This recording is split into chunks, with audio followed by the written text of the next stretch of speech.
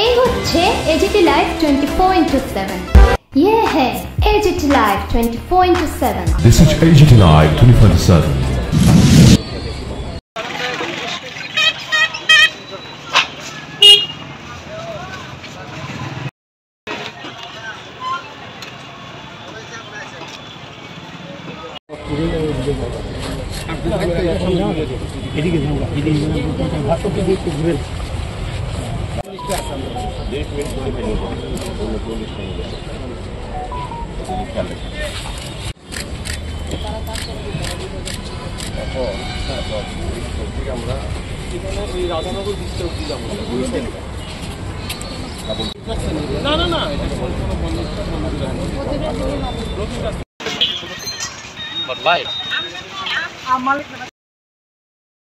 अरे जाओ जाओ जाओ जाओ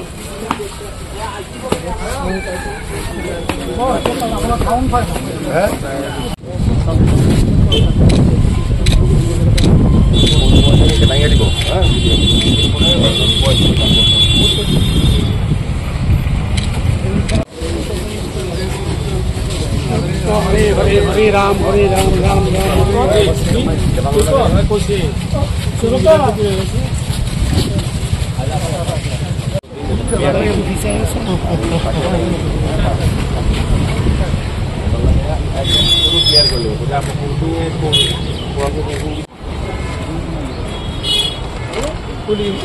দুই মুক্তিটা বইতে পারবো আমি সেই কথা বুঝাচ্ছি এলের মধ্যেই ফিরাছি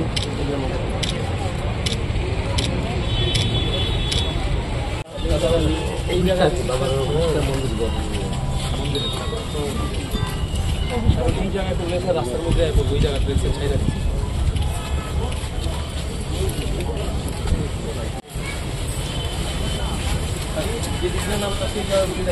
আবার এখান থেকে এরকম আর কি স্যার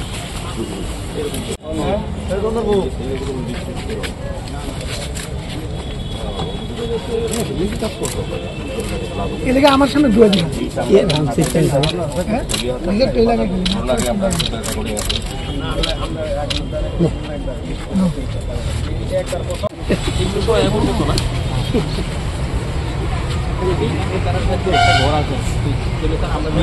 পথ দিয়া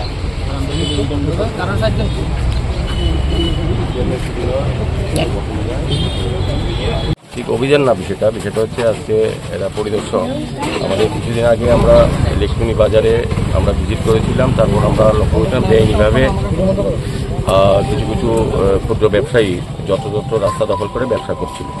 সাধারণ যারা ক্রেতা বা বিক্রেতার মধ্যে অসুবিধা হচ্ছিল সেদিকে লক্ষ্য রেখে আমরা আগেও একবার বাজার ভিজিট করেছি, বাজার সমিতির সঙ্গে কথা বলেছি। তখন এক সিদ্ধান্ত হয়েছিল যে বাজারটাকে আমরা পার্মানেন্ট একটা রূপ দেব পরবর্তী সময়, কিন্তু এই রাস্তাটা এটা পরিষ্কার করতে হবে এবং যারা রাস্তার পাশে ব্যবসা করেন তাদেরকে বিকল্প হিসেবে অস্থায়ীভাবে আমরা একটা সেট করে ব্যবসা করার সুযোগ দেবো যত পর্যন্ত পার্মানেন্ট কনস্ট্রাকশন না করা হয় বাজারে।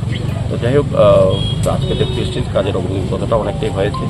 আমাদের সেভেন ইঞ্জিনিয়ার আছেন, আমাদের ডেপুটি কমিশনার আছেন, ন্যাশনাল কমিশনার, আমাদের কর্পোরেটর যিনি কর্মা আছেন এবং আমাদের বাজার সমিতিরও সেক্রেটারি সহ সবাই আছেন। সবার সঙ্গে আলোচনা করেছি যে রাস্তা যাতে বাধাপ্রাপ্ত না সেদিকে সহযোগিতা করার জন্য যারা বাধা দেওয়ার চেষ্টা করবে তাদের প্রতি সরকারিভাবে আইনগত ব্যবস্থা গ্রহণ করা হবে। স্বাভাবিকভাবে আমরা লিখিনী বাজারের সার্বিক ডেভেলপমেন্টের কাজ করার চেষ্টা করছি আগরতলা পৌর নিগমের পক্ষ থেকে। তো সেক্ষেত্রে আমি ব্যবসায়ীদের সহযোগিতা চাইছি। তাদের সাময়িক হয়তো অসুবিধা হবে, কিন্তু আস্তে আস্তে তারা কিন্তু পার্মানেন্টলি জায়গা পেয়ে যাবে। এখানে প্রায় 125-30 জনকে আমরা ব্যবস্থা করতে পারবো সাময়িকভাবে। তো যারা ব্যবসা করতেন তাদের আমাদের কাছে লিস্ট আছে, ইচ্ছেগুলি নতুন করে লিস্ট তৈরি করা যাবে না এখন। আগের থেকেই আমাদের সার্ভে করা আছে, 2-3টা সার্ভে হয়েছে। যারা এখানে ব্যবসা করতেন তাদেরকেই দেওয়া হবে। প্রকৃত যারা ব্যবসায়ী এবং ক্ষুদ্র ব্যবসায়ী তাদেরকে আমরা ব্যবস্থা করে দেবো যে কোনোভাবেই হোক। তো সময় লাগবে। আর আমি বলে দিয়েছি আজকে যে অস্থায়ী এখানে যে শেডগুলি তোলা হয়েছে পরবর্তী সময় আবার আগে এটা আমরা ভেঙে দিয়েছিলাম, সরিয়ে দিয়েছিলাম, কিন্তু আবার যে কোনো কারণ হোক তারা তুলেছেন। তো তাদেরকে আমি অবশ্যই 2 দিনের মধ্যে সরিয়ে নিতে হবে, আমরা সরিয়ে দেবো। তাদেরকেও ব্যবস্থা করা হবে পর্যায়ক্রমে আর কি।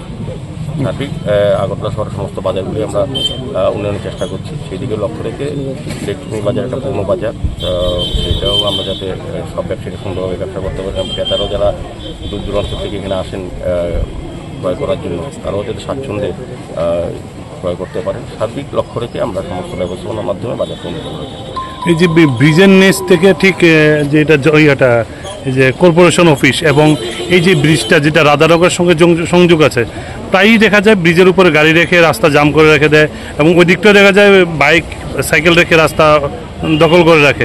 সেদিকে আপনারা কী ব্যবস্থা নেবেন? না, আমরা সার্বিক আগরতলা শহরে যানজট মুক্ত করার জন্য আমাদের একটা পরিকল্পনা আছে। সেই হিসেবেই ট্রাফিক দপ্তর আরেকটা দপ্তর কাজ করছেন। তো আমরাও ওনাদেরকে সহযোগিতা করছি। আমরাও চাইছি এইসব সমস্ত শহর যাতে পরিষ্কার পরিচ্ছন্ন থাকে, স্বচ্ছতার দিক থেকেও একদম, আর যানজট মুক্ত করার ক্ষেত্রেও আমাদের একটা ভূমিকা নিশ্চয়ই আছে। আমরা রাস্তা পারে যারা বেআইনিভাবে বসে থাকে ব্যবসা তাদের ছড়িয়ে দিই মাঝে মাঝে। তো যাই হোক, এটা ট্রাফিক দপ্তরও দেখবেন, আরেকটা দপ্তর দেখবেন। সার্বিকভাবে আমরা চেষ্টা করবো শহরকে যানজট মুক্ত করা।